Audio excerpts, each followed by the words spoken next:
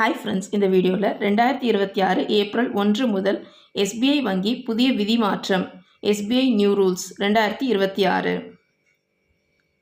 இந்தியாவின் மிகப்பெரிய பொதுத்துறை வங்கியான எஸ்பிஐ வங்கி வாடிக்கையாளர்களுக்கு முக்கிய அறிவிப்பு வெளியிட்டுள்ளது.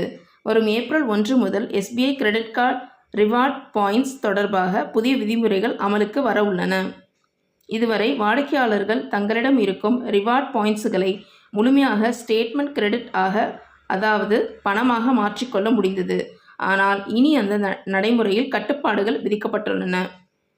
புதிய விதிகளின்படி ஒரு வாடிக்கையாளர் ஒரு மாதத்திற்கு அதிகபட்சம் 60,000 ரிவார்ட் பாயிண்ட்ஸ் மட்டுமே பணமாக மாற்ற முடியும். அதற்கு மேல் பாயிண்ட்ஸ் இருந்தாலும் அவற்றை அதே மாதத்தில் மாற்ற முடியாது. அடுத்த மாதத்திற்கு மாற்றி வைத்தே பயன்படுத்த வேண்டும். அது மட்டுமல்லாமல் இனிமேல் ரிவார்ட் பாயிண்ட்ஸுகளை 4,000 பாயிண்ட்ஸ் மடங்குகளில் மட்டுமே மாற்ற முடியும். அதாவது 4,000 முதல் 8,000, 12,000 என்ற அளவில் தான் மாற்ற முடியும். 4,000க்கும் குறைவான பாயிண்ட்ஸுகளை பணமாக மாற்ற இயலாது. இந்த மாற்றம் பல வாடிக்கையாளர்களுக்கு அதிர்ச்சியாக உள்ளது. ஏற்கனவே கேஷ்பேக் மற்றும் சலுகை திட்டங்களில் மாற்றங்கள் செய்திருந்த எஸ்பிஐ தற்போது ரிவார்ட் பாயிண்ட்ஸ் விதிகளிலும் கட்டுப்பாடுகளை கொண்டு வந்துள்ளது. ஆனால் ஒரு முக்கிய விஷயம் என்னவென்றால், இந்த புதிய விதிகள் அனைத்தும் கார்டுகளுக்கும் பொருந்தாது.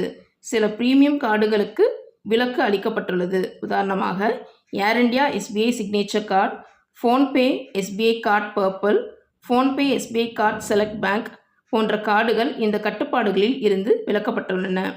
எனவே நீங்கள் எஸ்பிஐ கிரெடிட் கார்டு பயன்படுத்துவராக இருந்தால் ஏப்ரல் 1க்கு முன்பாக உங்கள் ரிவார்ட் பாயிண்ட்ஸ் இழப்பை சரிபார்த்து தேவையானால் பணமாக மாற்றிக்கொள்வது நல்லது. ஏப்ரல் 1க்கு பிறகு புதிய விதிமுறைகளின் படி மட்டுமே மாற்ற முடியும். இந்த புதிய மாற்றங்கள் வாடிக்கையாளர்களுக்கு சற்று குழப்பத்தையும் அதிர்ச்சியையும் ஏற்படுத்தியுள்ளன. ஆகவே உங்கள் கார்டு வகை என்ன, அது இந்த விதிகளில் உட்படுகிறதா இல்லையா என்பதை சரிபார்த்து நடவடிக்கை எடுக்க வேண்டும். ஸோ ஃப்ரெண்ட்ஸ், இந்த வீடியோ அப்டேட் பிடிச்சிருந்தால் லைக் பண்ணுங்கள், நம்ம சேனலை சப்ஸ்கிரைப் பண்ணுங்கள். நன்றி.